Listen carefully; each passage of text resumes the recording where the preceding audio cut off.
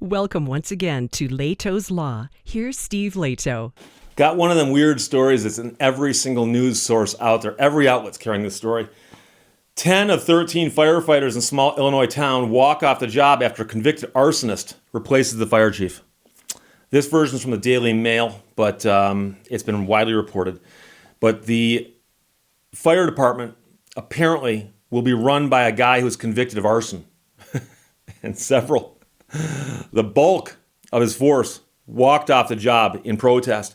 Firefighter in a small town in Illinois threw his gear away in protest during a mass resignation after the town's board elected a convicted arsonist as the fire chief. And him throwing his equipment was caught on camera, and that's widely seen also on the internet.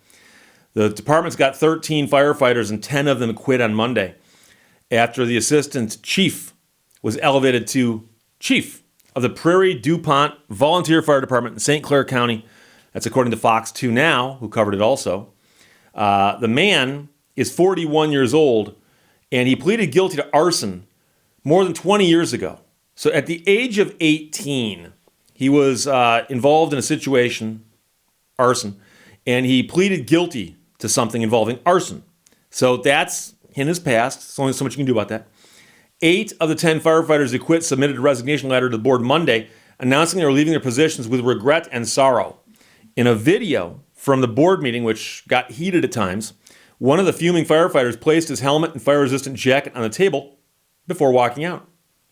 These people feel like they've absolutely no other option, said the ousted fire chief of the departed firefighters.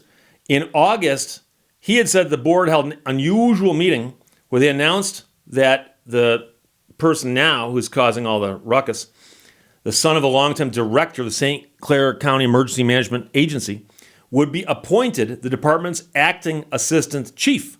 So there was actually some pushback back then. Just the guy was becoming the assistant chief.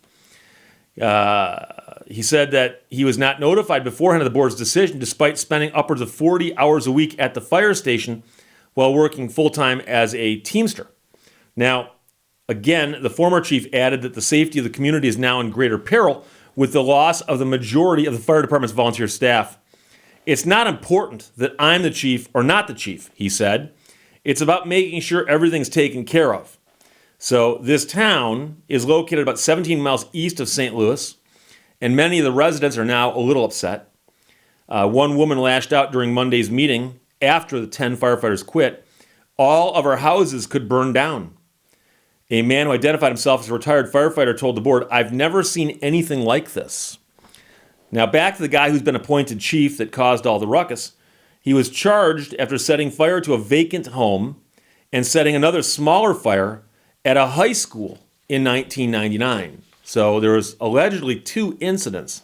Now his father was mayor of a small town in St. Clair County at the time of his son's sentencing, according to the St. Louis Post-Dispatch. The son was convicted but ultimately served just 4 years of probation before being recently pardoned by the governor of Illinois, according to KTVI. Meanwhile, the wife of the former chief said, "It's a pardon. Still, the town remembers the school being set on fire." It says people around who remember when that happened. And the town remembers the house set on fire where we had firefighters fall and were injured. Her husband said, "I think it's appalling and disgusting." And, that's one of those tragedies you sometimes hear about. And I'm not talking about this case, I'm talking about in general. Firefighters show up someplace, and they are a rare breed, if you think about it. Most people, when a building catches on fire, flee to get out of the building for their own safety. Firemen and firewomen show up and go in to put out the fire, to save lives, to do what they can to lessen the harm. And they show up in situations like that or out west fighting wildfires. They are the ones who are running the opposite direction from all the people who are running from the fire. So most people get away from the fire for safety purposes. The firemen show up and go in to do what they can. So anytime there is a fire, firemen put their life on the line. And you often hear of firefighters who perish in the line of duty, and also many who get injured in the line of duty. It's very easy to get injured as a firefighter. And so you hear these tragic stories from time to time where there's a fire in a building and a firefighter dies, and then you find out it was set by somebody goofing around. And now they might not have intended to kill anyone, but I've seen it, I know you have too, cases where people are charged with murder for starting a fire that led to the death of a firefighter.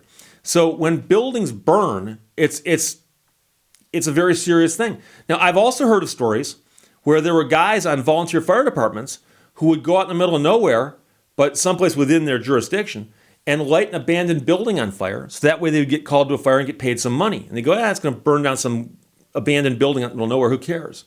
But if somebody gets hurt, obviously it's a problem. But also burning down a building that's not yours is arson. Burning down any building is usually arson, unless you've got a permit to do that. That's why the wife of the former chief says, the town remembers the house set on fire where we had firefighters fall and be injured. Her husband, the former chief, says, I think it's appalling and disgusting.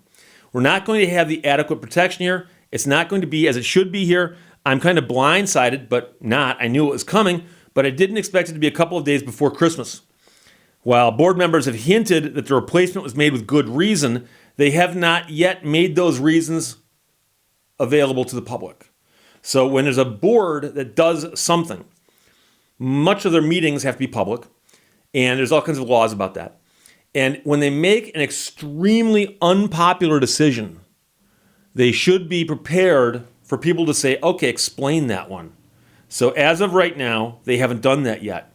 Meanwhile, the former chief, he had served as the chief for about 3 years and had been with the department for 19, said the board did not give him a reason for his dismissal. So he got let go, but he's not been told why.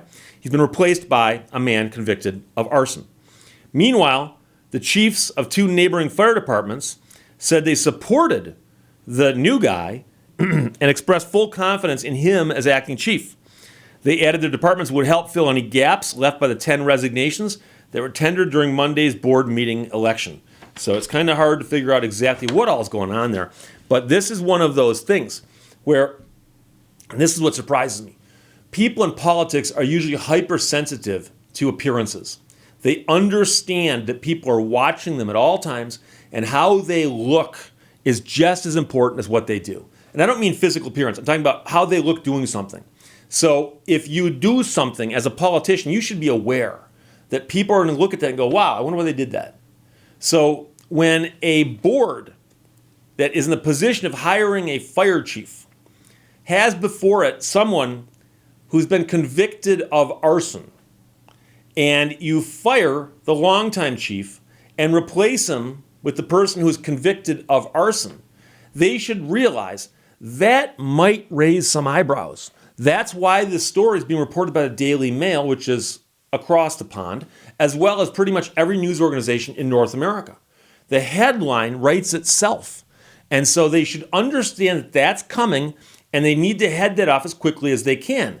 And they haven't done that yet. So every day they go without explaining why they hired an arsonist, formerly convicted arsonist, of replacing their fire chief. Every day that goes by makes the situation worse.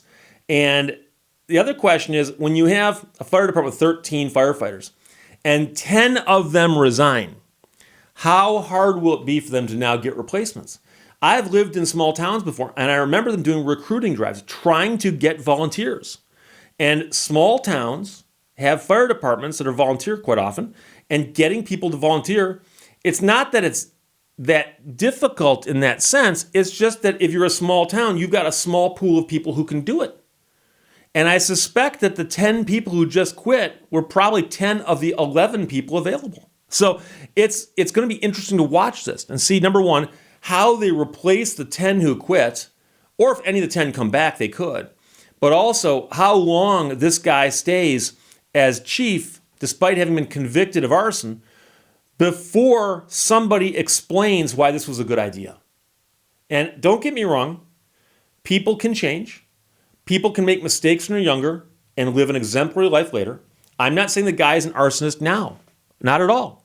In fact, he very well could be the anti-arsonist. That he could be a superhero named the fire extinguisher. I don't know.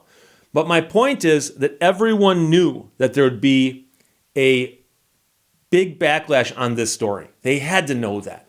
And the fact that they're not talking about it, not explaining it, is weird to me.